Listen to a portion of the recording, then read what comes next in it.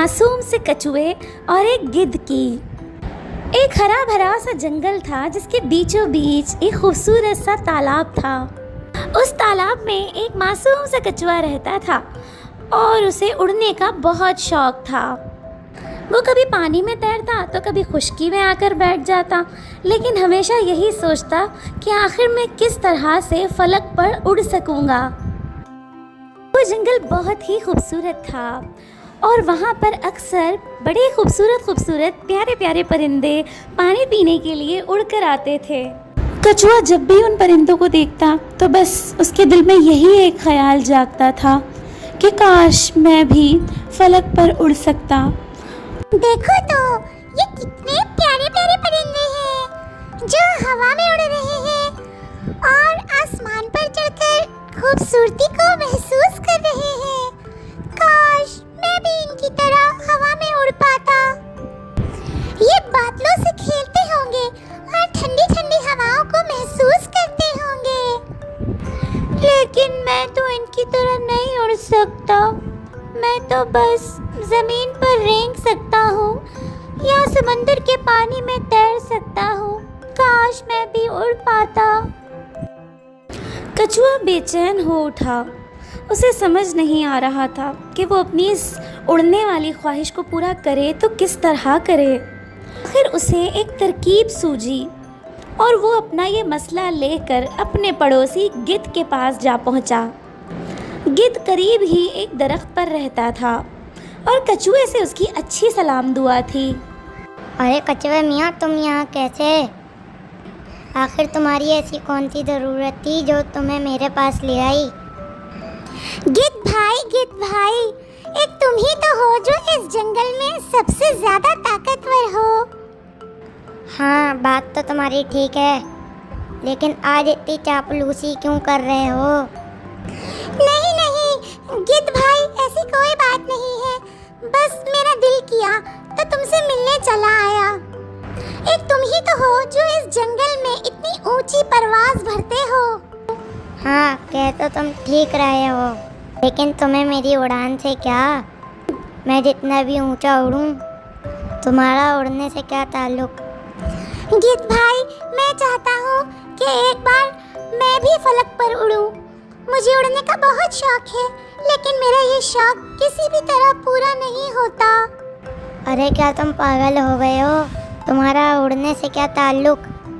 अरे उड़ने के लिए तो परों की ज़रूरत होती है।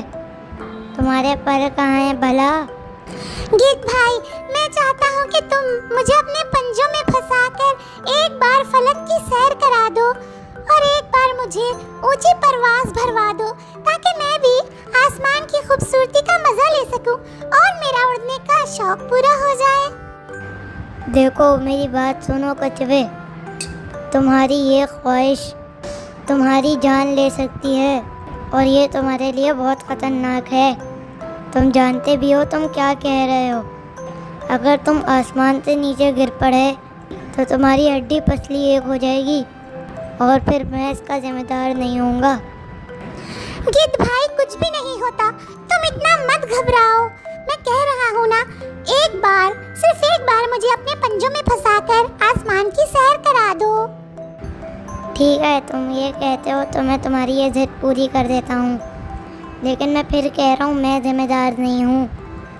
बिलाखिर मजबूर होकर कछुए की बेतहाशा फरमाइश पर गिद्ध उसे अपने पंजों में फंसाकर आसमान की तरफ परवाज़ भर लेता है और उसे लेकर उड़ना शुरू हो जाता है।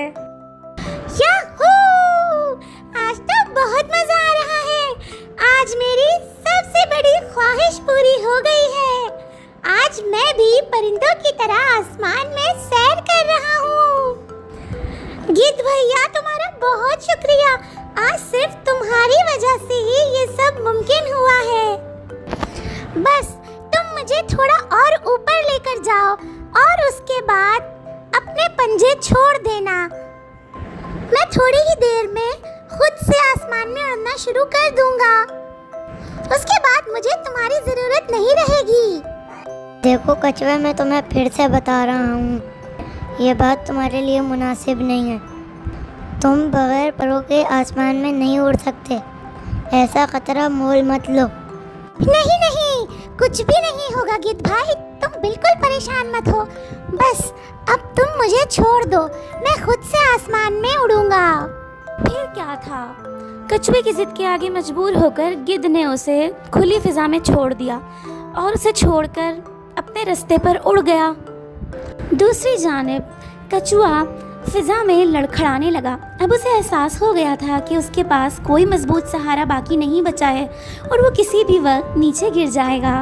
अरे अरे, नहीं नहीं नहीं, ये क्या हो गया? मैं तो नीचे गिर रहा हूँ। बचाओ बचाओ, कोई तो मुझे बचाओ। बिल आखिर कछुआ मुंह के बल आकर जोरदार तरीके से नीचे गिर जाता है। ओह मेरे खुदाया, ये क्या हो गया? ओहो, लगता है मेरे जिस्म की सारी हड्डियां टूट गई हैं। काश मैं कभी भी फलक पर उड़ने की ख्वाहिश ना करता, तो आज मुझे ये परेशानी ना देखना पड़ती। ये सब कुछ मेरी गलत ख्वाहिश की वजह से हुआ है।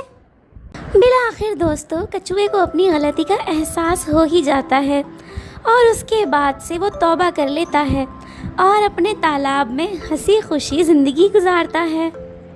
दोस्तों, हमारी कहानी यहीं पर ख़त्म होती है, जो हमें एक बहुत ही उम्दा सबक देती है, और वो सबक ये है कि आप ख्वाहिशें ज़रूर करें, लेकिन अपनी ख्वाहिशों को पूरा करने के लिए कभी भी बेवकूफ़ी ना करें, ऐसी बेवकूफ़ी जो आपकी ज़िंदगी के लिए ख़तरा बन जाए।